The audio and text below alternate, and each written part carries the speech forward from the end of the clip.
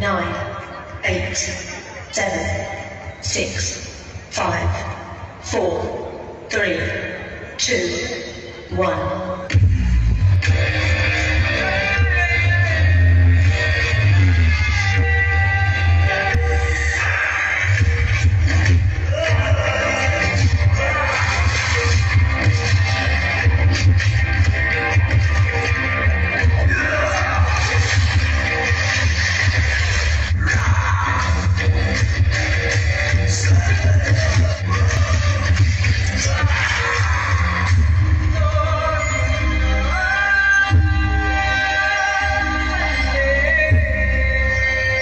इस कलयुग में ये रघु जानकी को अपना बनाना चाहता है।